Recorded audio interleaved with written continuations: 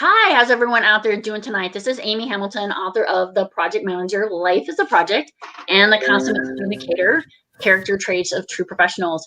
We are on our marathon session, and I am so happy to announce I am on the home stretch. Just a few authors left of this amazing experience. And 24 Authors in 12 Hours, Veterans Day Edition, is featuring many of the authors from Free Agent Press. And Free Agent Press is a veteran-owned operation by James Woosley, who I'm going to be talking to in 2 sessions, and Dirk Maierhafer. Very good. Very good. Thank you very much. He wrote a book about financial planning, financial management, and it's a little bit different than some of the other books you may come across in this area. And Dirk, I would like for you to share it with us. How can we get to the point of financial success? Well, you first have to have a goal. If you don't have a goal, you don't know where you're going to go. So you can't look at somebody else and say that's the success you want or need, because it's going to change over time. Great. And so I'm going to put the link to your book in here if people would like to order it off of Amazon. Oh, excellent. And the other thing about your book is it comes with a companion workbook. Yes. I actually have a workbook that goes along with it. Hopefully, see that? And I am sharing that as well. And how can you use these together to improve your financial position? Well, it takes you through a process which is not taught in schools. It's common sense, which seems to be not very common anymore. So it kind of goes through practical applications of how to create a budget, why a budget's important. Credit talks about credit cards, talks about buying a car, going to college, those typical things that we normally do, but don't have an understanding of what the financial impact is going to be long term. Great. And so, Dirk, if somebody were like struggling right now and they're like, I don't even know where to begin, what advice would you give to someone who's just kind of overwhelmed right now and maybe even in debt? Well, first, basically go back old school. Pen and paper is probably the best way to start out. You don't have to buy a computer. You don't have to have any of that techie stuff to actually create a budget. It's literally listing out what your bills are. And then you can start from there to figure out, okay, where is all your money going? And then you can look at where can you save money for either services you no longer use or services that you're overpaying for. And one of the quickest and easiest tips is pick up your phone, call your service provider, it doesn't matter who they are, and ask them, I'm thinking about switching services. What kind of deal can you give me? Because it costs them more money to get a new customer than it does at keeping an existing customer. And it's literally a phone call, but some people don't even take the time to make a phone call. That is a really good point about the need to call your service provider. And the other thing is I would encourage, as we focus on Veterans Day, is so often there's veterans discounts out there that you don't get unless you ask. And it never hurts to say, hey, is there a veterans discount? Yep. Because you did that service, you might as well get the rewards back from it. Yeah, I'm all about getting good deals on anything. My wife is very, very good at that as well. She's I'm not going to buy anything unless it's on sale. And then hopefully there's a discount or a coupon with it. That is such a fantastic point, is get it on sale, get the coupons. And do you talk about this in your financial guide, or is it more high level? Not anything really about the coupons. It's just kind of common sense stuff of 1, 2, 3 of, okay, let's say we're going to buy a house. Most people go out and buy a house and they get a mortgage, but they only go to one mortgage broker or one bank. And it's like, you need to do that. You're in project management, so am I. So you need multiple bids for whatever you're doing. Yes, it takes more time, but the savings can be astronomical. You can have one contractor that's going to charge you, $100,000 for this project. You got another one that's 75, another one that's 50.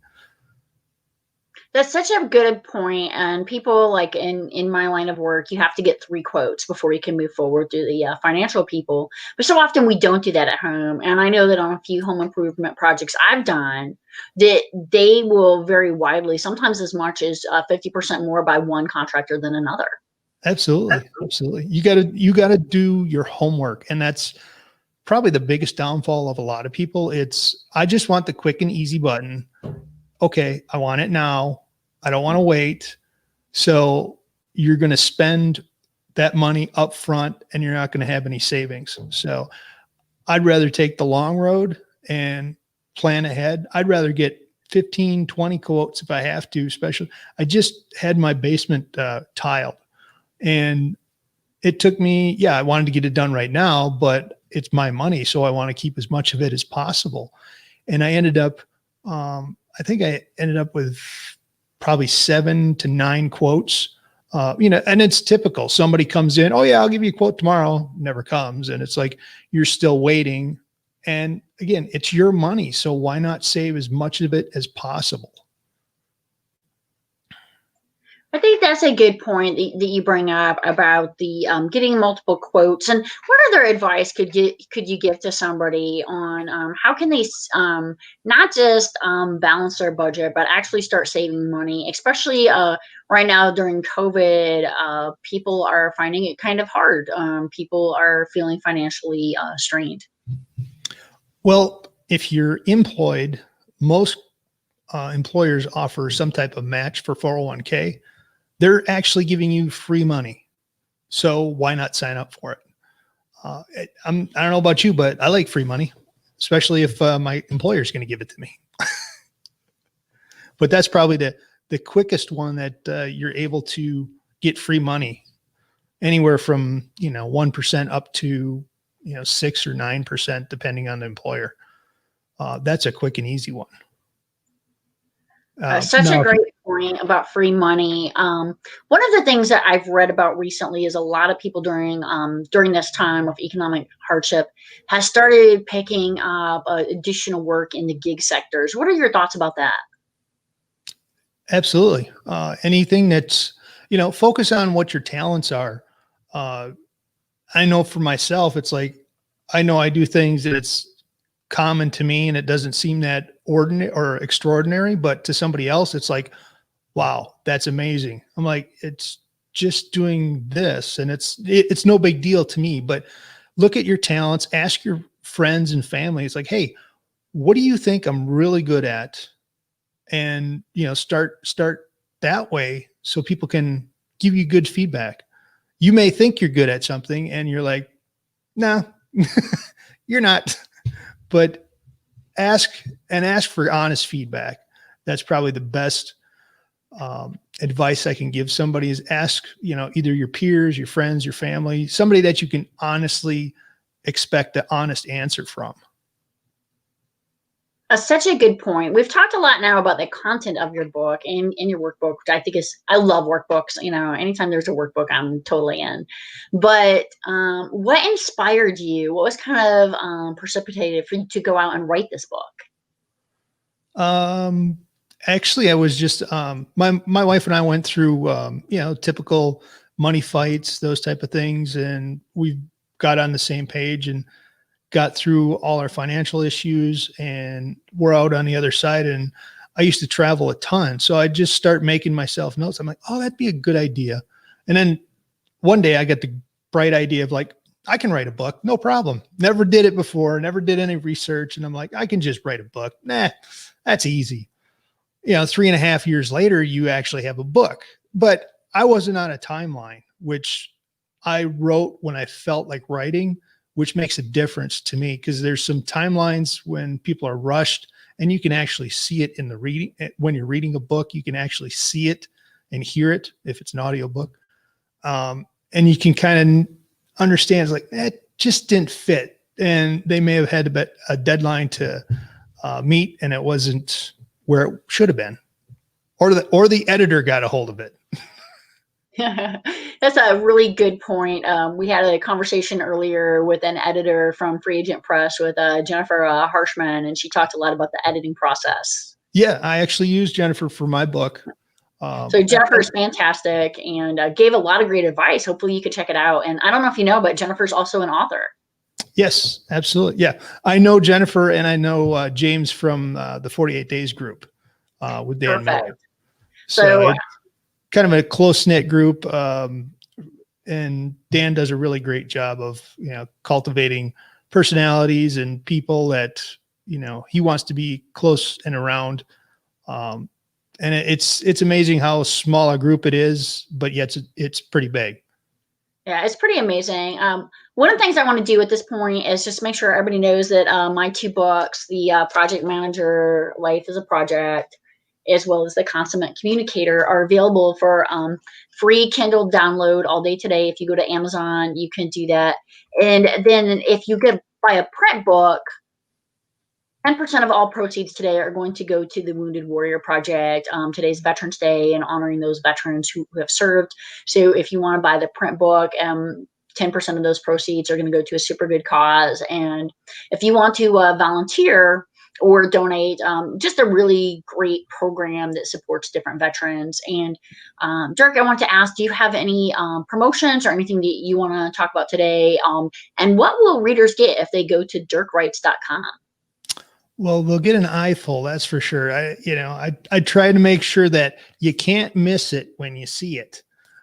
It's pretty blatant. I try to, use a nice green shirt as well. So it's something that it's practical and it can be used for generations. If you go to dirkwrites.com, you can go down to a section that's called the Inside Scoop. And if you sign up for my email, which I don't email very many people, you'll actually get 2 free bonus gifts. I'm not going to tell you what they are, so you're going to have to go and find out what they are. But it's practical information that you can use in your daily life, and also if you're going to make a huge purchase. So definitely think about going to dirkwrites.com and checking out the different opportunities. Everybody always wants bonuses and free things. And like we talked about, why would you not want something free? Absolutely. But I can't imagine during this time of COVID that somebody couldn't learn something from the book.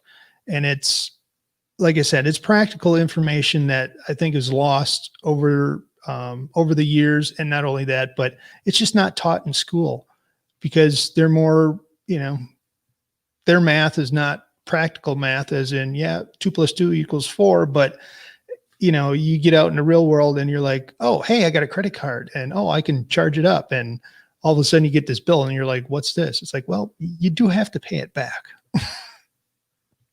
Yeah, and certainly the complexity of compounding interest and all these things that you find out more about. Do you cover this in your book?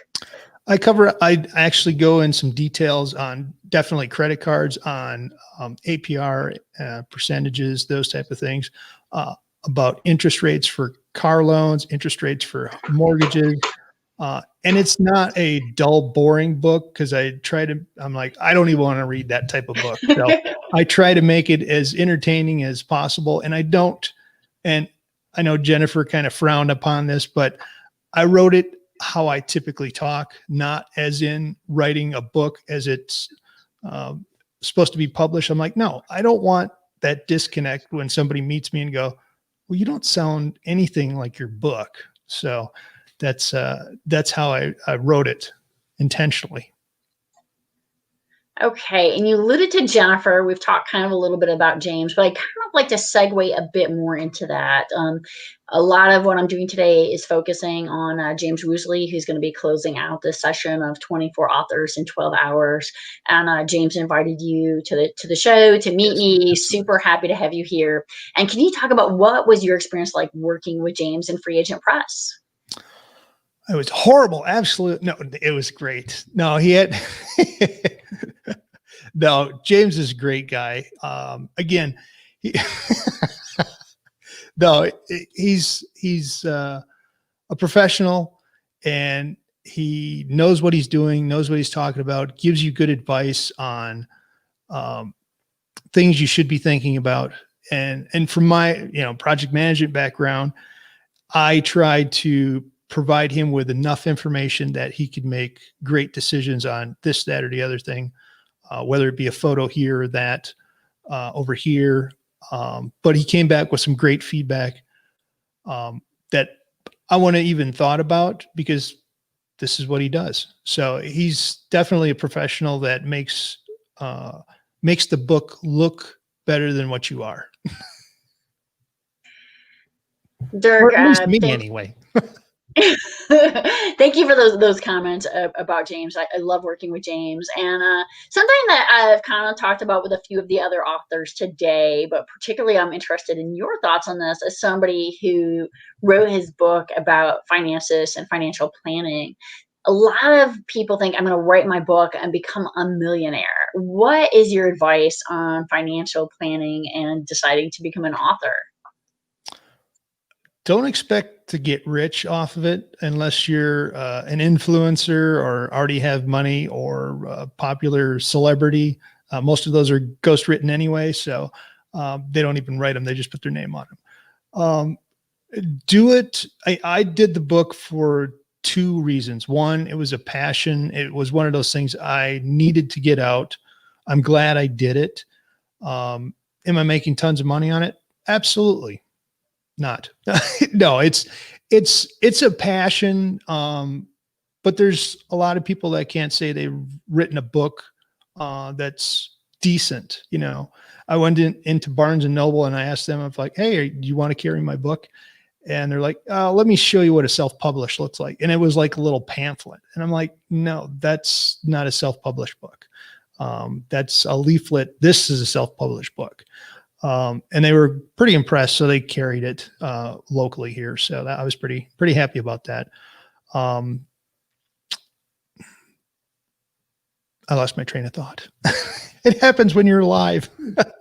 That's okay. You were talking about becoming a multimillionaire off your book and advice absolutely. to authors in financial planning and writing books.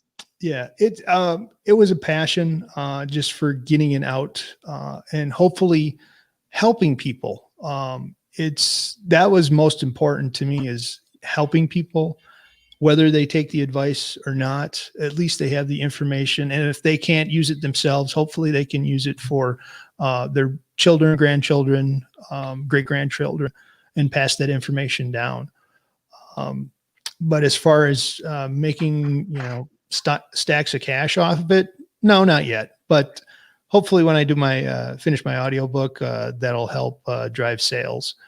But with COVID around, who knows? Maybe it'll be one of those things that, maybe we need to focus more on our finances than we thought we did previously.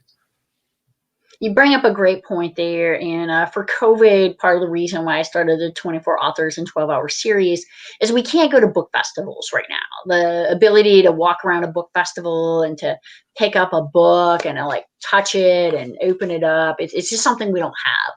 And so when I was talking to other authors who were also in situations like mine, where they're going to do their book launch and suddenly COVID happened, and I delayed my book launch. I thought, COVID's going to end, and then COVID didn't end, and COVID didn't end. And finally I was like, okay, I've got to get this book out the door, right? It's just sitting here finished, waiting for somebody to hit the button and say, okay, you're coming out.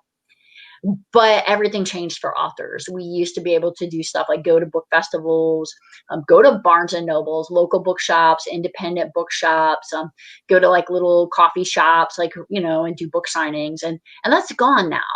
And what I really wanted to do is create a place similar to what we used to do at a book festival, where we feature different authors, we talk about the books, and you get a chance to know like what's behind the scenes. So often we just have to look at the cover of the book. And I think knowing the author and getting the opportunity to see kind of like what's under the cover is really great. What advice or what would you want to share with a potential reader about your book that makes it different than other financial planning books? Well, I'm not a professional financial planner. So it's coming from somebody that actually went through the hardships, came out the other side, and now understand it's like, I wish I would have known that previously. I wouldn't have done that or that or that or that.